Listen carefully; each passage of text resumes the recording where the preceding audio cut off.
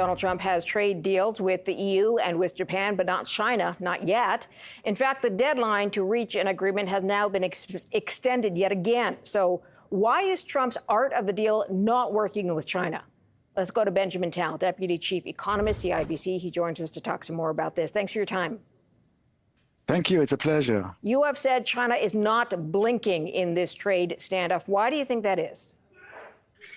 Because they have leverage. China is not Canada. China is not the EU even. China is stronger. I believe that in a long-lasting trade war between China and the US, China will have the upper end, quite frankly, because they have so much leverage over the US. And that's why Trump is going easy on them, because he knows that he's going to lose big time. Now, there is no question about the fact that a trade war will have a significant negative impact on an already weak Chinese economy. But I think you will agree with me that the tolerance to pain in China is much higher than the still democratic US. And that's something that we have to take into account. They can take a lot of pain, and that's one of the reasons why they're not blinking. Yeah, with pain, they don't complain in China. In many ways, they're not allowed to. So let's break it down a little bit more. Does the US rely on China for trade rather than the reverse? I think that, quite frankly, the US needs China more than China needs the US if you look at the numbers. The overall exposure of China to the US in terms of export is about 2.5–3% of GDP, which is more or less the exposure of the US to Mexico and Canada. And if the US says that this kind of exposure is really providing an immunity against tariff or counter tariff, then China can say the same. But it's not just about that. It's much more than that. Listen to this. This is fascinating. 90% of antibiotics going to the US are coming from China. So forget about selling your treasuries. If you want to play hardball against the Americans, you simply stop shipments of antibiotics to the US. Yeah. Trump will be on his knees. Clearly, they're not going to do it, not yet, but they have a lot of leverage that people are not talking about. Yeah, so we're talking about, you said antibiotics, but we also know some of the pharma that comes through India is actually supplied by China as well. And you mentioned Beijing has a lot of leverage, critical minerals being the big one we talk about. Would the U.S. economy basically be stalled out with that supply, without that supply of critical minerals? Absolutely. There is no question about it. You use it for so many things, including electronic cars and other things. Clearly, they need China. They're not ready to change the direction in any significant way. And I think that it will be very gentle with China. And that's why they keep postponing it, because they understand that China has leverage. This is not China of 20 or 30 years ago, and even not 10 years ago. It has much more leverage. And again, not to underestimate the damage to the Chinese economy. They need the US, and that's going to be a significant damage, but they have the tolerance to pain that you don't see in the US. Let's talk about whether or not you think you see any of that pressure starting to show on Washington beyond extending the deadline. Are there other cracks that you have noticed?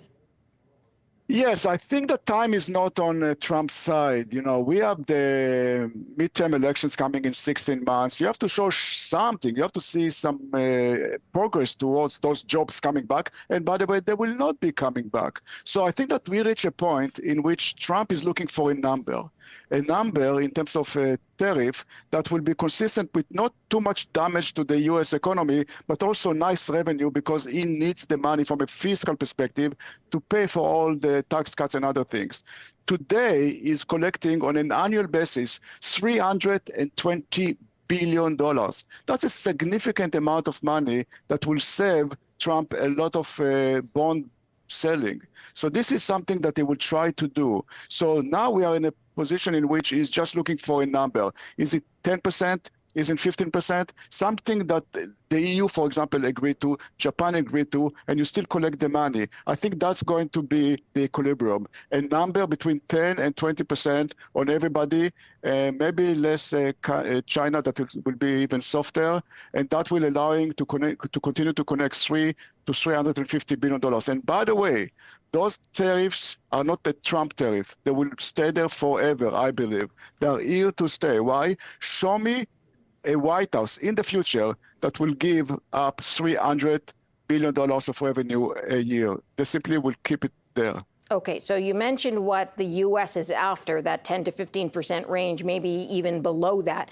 Will China accept that? I think yes. I think that the Chinese will accept that. I think that we have seen in the past that they are willing to compromise. They will find a way to, deal with it. The U.S. Administration might go to China the way they did, by the way, in Trump 01 and say, you know what, we lower the tariff, but if you buy X amount of money from goods from us. And that's exactly what they're going to do. So I think that China will be left alone in a very significant way, and they will be happy with that. As you know, Benjamin, sometimes, well, more than sometimes, Trump likes to have a side deal. It's not just about, okay, you're going to accept a 10 or 15% tariff. You're also going to give the U.S. access to X critical minerals, for example, would be the one that comes to mind. Can you see a side agreement on top of a tariff agreement with China and the U.S.? Absolutely. That's exactly what I believe will happen. The access to critical minerals, access to all kinds of other things in exchange to lower tariff. I think that he's a good negotiator and he will find a good deal that will satisfy the Chinese. By the way, another factor that we have to consider is where Canada is in this environment. People talk about diversifying our economic engine away from the US. You know what? We have been trying to do it since the 70s. Trudeau, the father, tried to do it. Harper tried to do it. Trudeau, the son, tried to do it. We have 15 free trade agreements with 51 countries, and our reliance on the US went up, not down. I think that will be the case in the future. Remember, we are in a trade war. In a trade war, like in a Cold War, and you are a third party and we are a third party, you have to choose a side. If you are Australia, all your security is coming from the US, all your economics coming from China, good luck with that. Mm-hmm. Canada, we know where we are. We are still with the US regardless of what's happening, which means that in the future, I believe that our reliance on the US actually will go up, not down. And part of the new agreement, the new NAFTA, if you wish, will be, okay, Canada, we'll lower your tariff if you buy more from us. And I think that our reliance on the US will go up in the future. Okay, we will leave it on that note. Not very optimistic, but there we go. Benjamin Towns, Deputy Chief Economist at CIBC. Thank you very much.